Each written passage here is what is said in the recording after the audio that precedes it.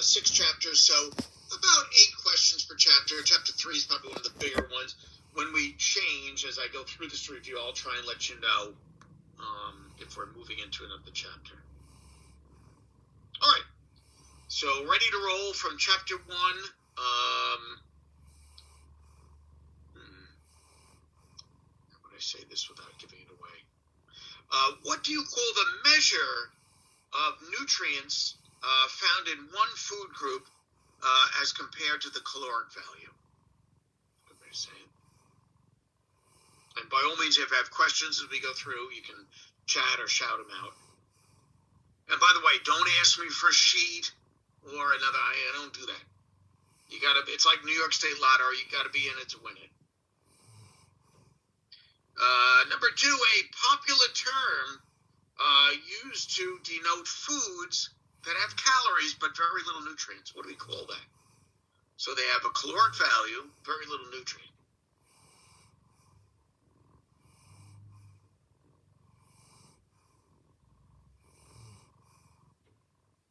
Number 3, approximately how many people in the U.S., percentage-wise, are overweight and or obese? So you're putting the 2 together.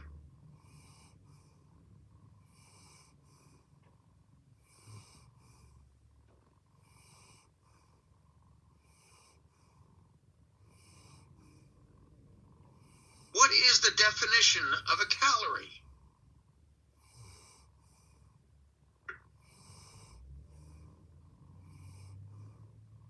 I mean, I know the answer, Professor. I don't know. Good. Hold on to that.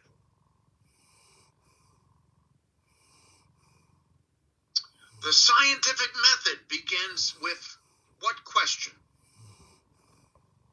I think methyl. Could be.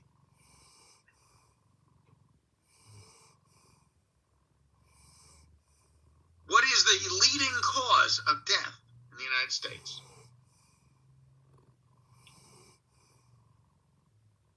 Bad professors. No, that's terrible. I shouldn't say that.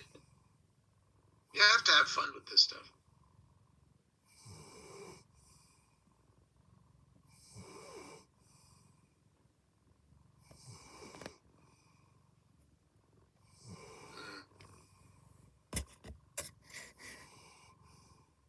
What are the 6 classes of nutrients?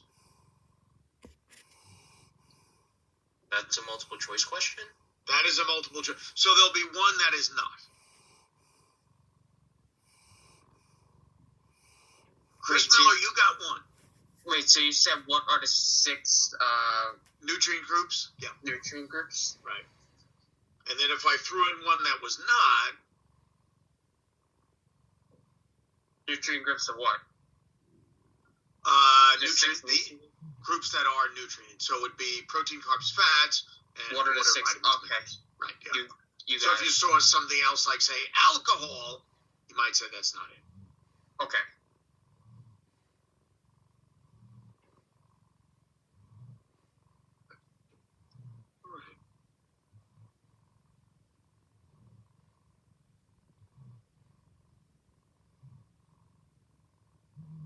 Where would we commonly find omega-3 fatty acids? What foods?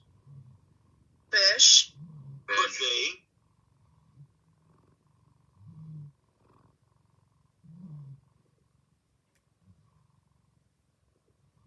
Vegan diets exclude what type of foods? Iron. Could be. When I think of, like, omega-3, I think of fish oil. Or, like, oil-esque. Could be. Yep. And there's a few plants that do have omega-3s also, so.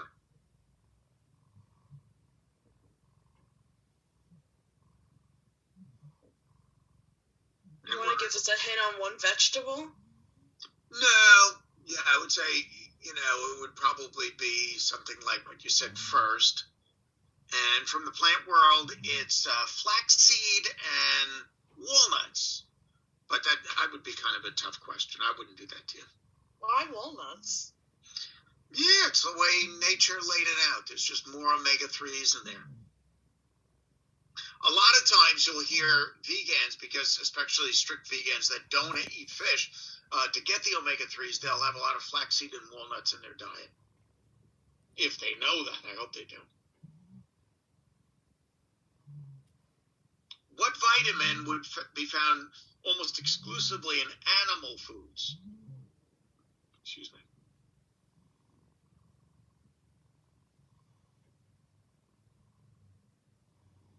What do we call the ball of food that would be found in your mouth, semi-salivated food, and is still that name through your esophagus?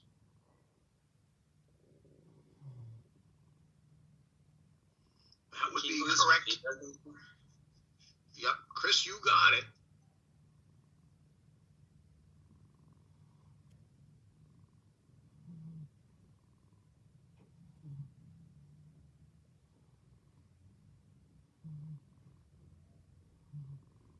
Bacteria, or the microintestinal flora in the GI tract, has the ability to produce what compounds? That's a good question. Can you repeat that one more time? I'm sorry. Sure, not at all. Bacteria, or the intestinal microflora, the little guys in the colon, have the ability to make certain compounds, especially something that we can't make. What would that be?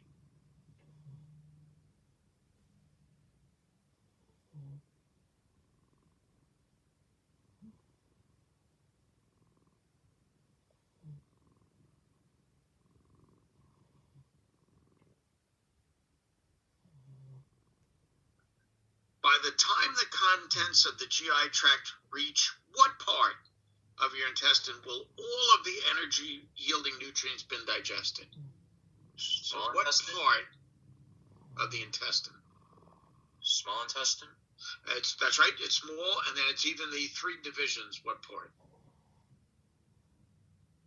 Now I got you thinking. Is it it starts with a J, right? Or Jejunum is the middle one. oh, Could be that. Might be something else. duodenum. Could be that's the first part. Might be the third one.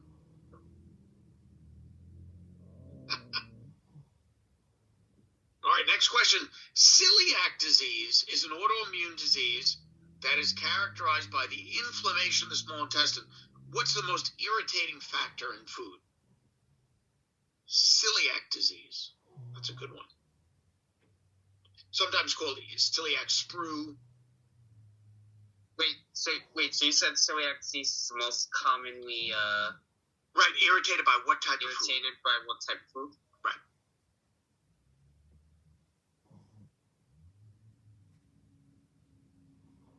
What is the acidity of the stomach? What's the pH?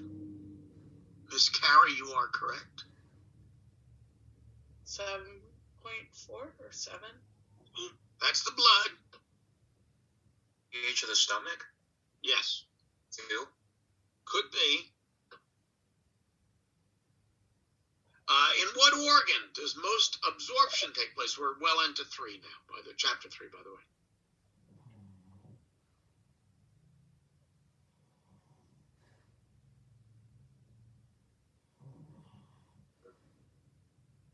And then the pyloric sphincter opens up into what organ? Pyloric sphincter. Rectum. Oh, I hope not.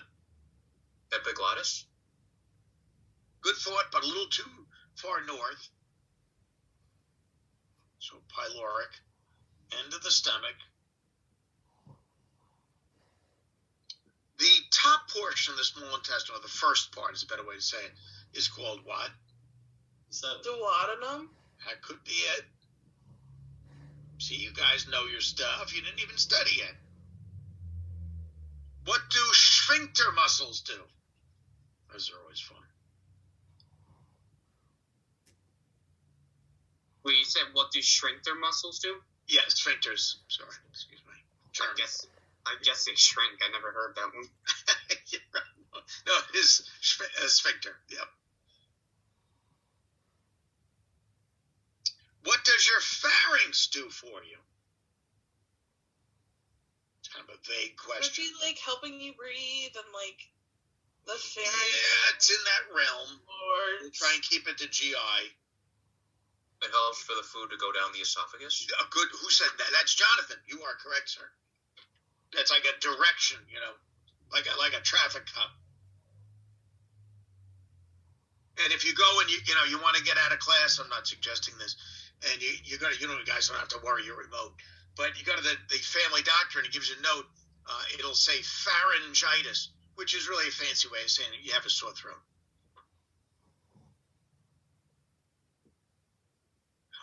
This is for Heidi a review of the test, but it is not the actual test. I wouldn't do that to you. Don't cry. And Heidi, if you missed any of this, just get someone else's number or email and get the review.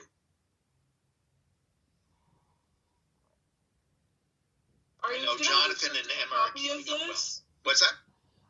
Are you going to have like a copy of like your review sheet to send No. on each? So I do not do any sheets or paper copies. It's all up to you to transcribe. Okay, thank you. It's an exciting challenge.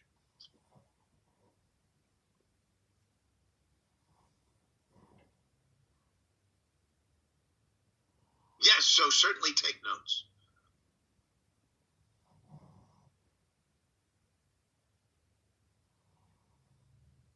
Okay, what is the primary function of the epiglottis?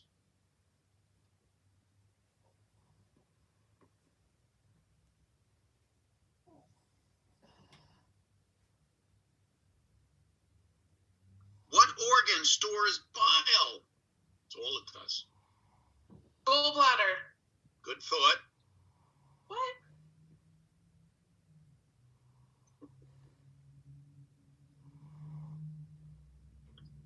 What secretion supplies the principal enzyme for carb digestion? Oh, that's a good question.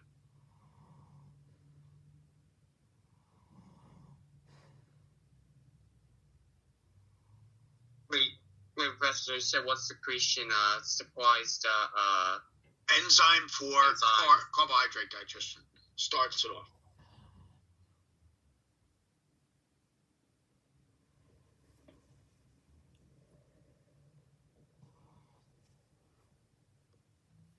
What disease describes the backflow of stomach acid into the esophagus, damaging the walls of the cells? Acid reflux? Could be.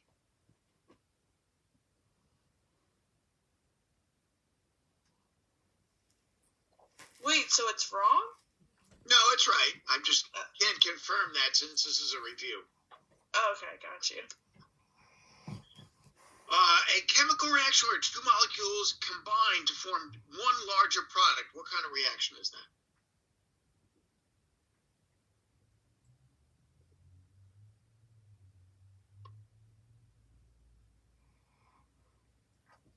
What compound is released during condensation reactions?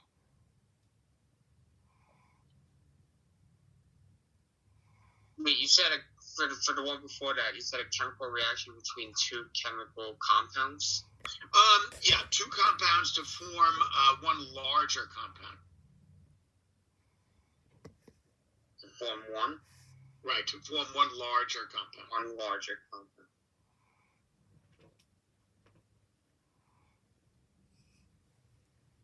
Okay, thank you.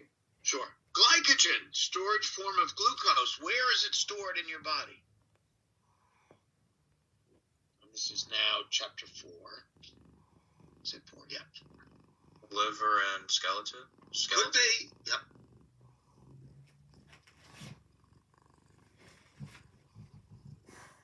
What is maltose? Maltose.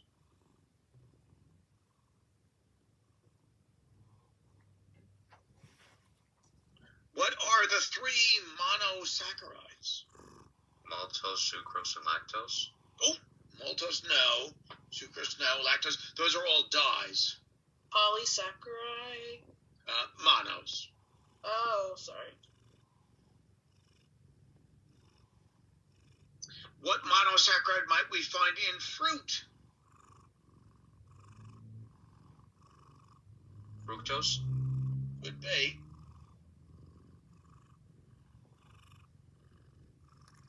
What undigested carbohydrate lingers in the stomach and creates satiety? What is satiety again? It's a feeling of fullness.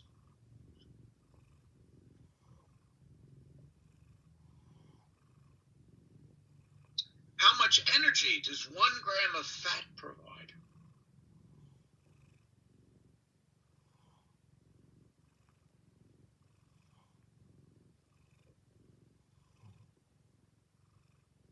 Wait, so you said how much energy is 1 gram of fat provide? Right. Okay. How much energy?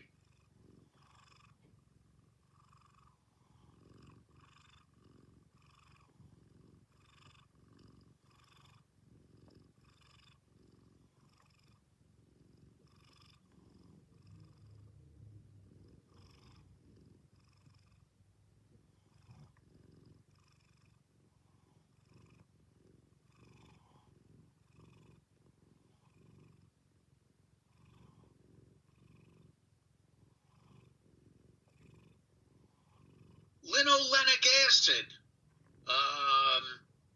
Let's see how I can say this. What type of fatty acid is that? Linolenic.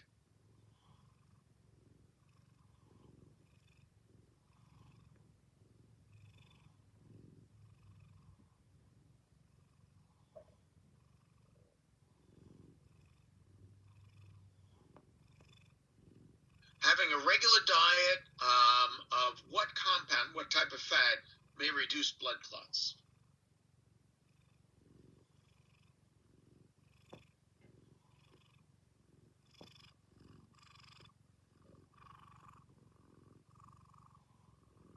All right, we are well into chapter 5 now. So we just have a few more on fats, and then we're going into today's protein.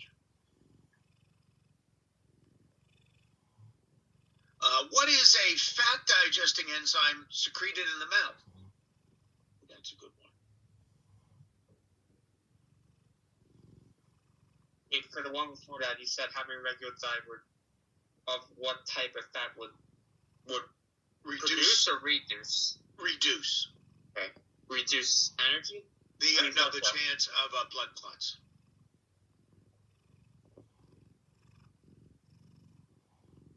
What are the 2 EFAs, essential fatty acids?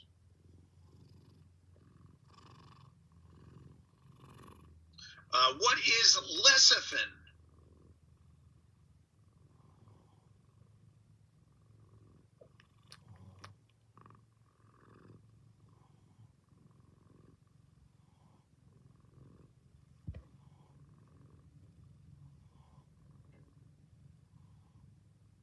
What is the main cause of cardiovascular disease?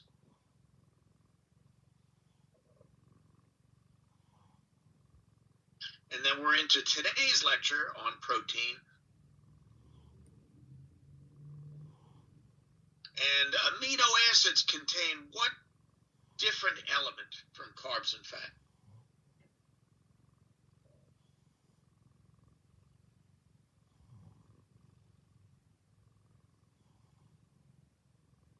Very good. Ms. Kara, Chris, you're right on the ball.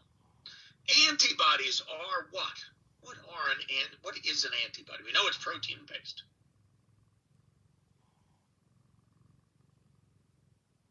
Wait. You say these out loud? Yes, what are antibodies? So you said amino acids contain what kind of different fat for the last one? No, what kind of different element? Oh, elements. Okay.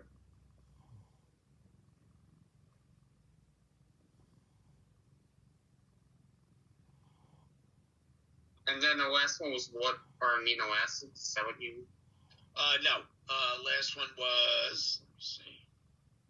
What are antibodies? What are antibodies? Okay. And then digestive enzymes are made of what? What are digestive enzymes created from?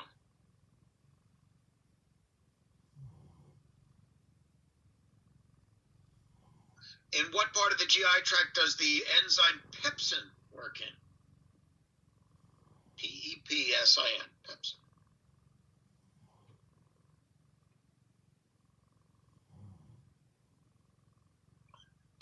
Of all the amino acids, how many have to be supplied by the diet? In other words, how many are essential?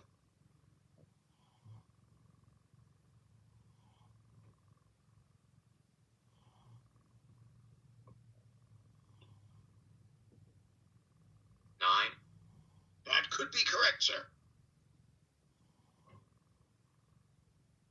How do proteins act as buffers? That's a good question. The amino acid homocysteine is elevated in what disease?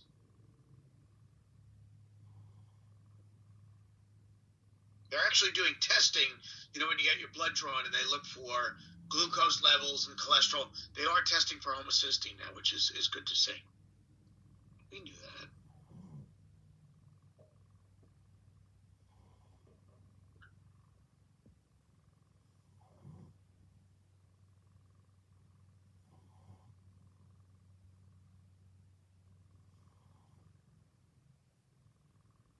What substance denatures protein and activates pepsinogen? That's a good one.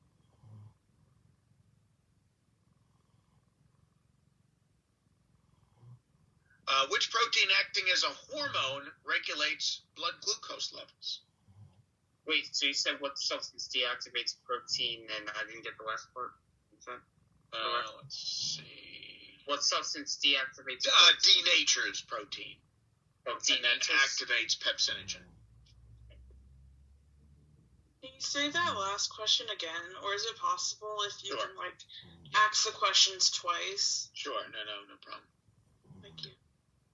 So the last one was which protein acting as a hormone, not an enzyme, regulates blood glucose levels? And then the one before is what substance denatures protein and activates or turns on pepsinogen? And that's it. That's all 50. So it's multiple guess. You'll take it on Blackboard. Come in, check in. Cameras on. I want to see your beautiful visages. And let me know you're there and it's not your grandmother taking the test or something like that. Not that I would ever suggest that. Can you repeat the very first two questions, please? Sure. Absolutely.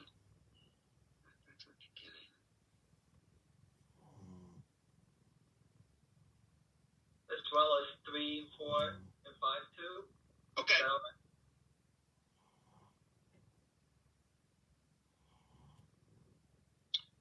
What would you call a measure of the nutrients in food compared to their calorie value? That's one.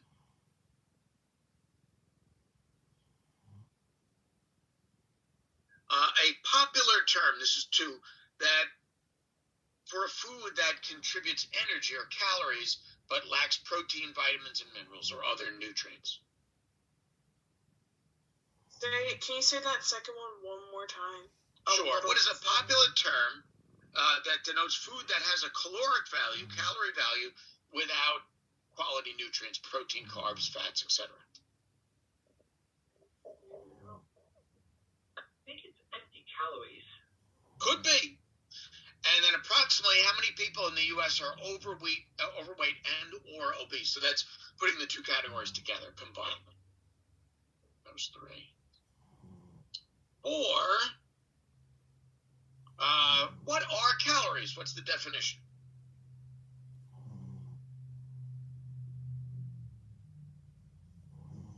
And then 5, the scientific method begins with what question? Or what is the first statement in the scientific method?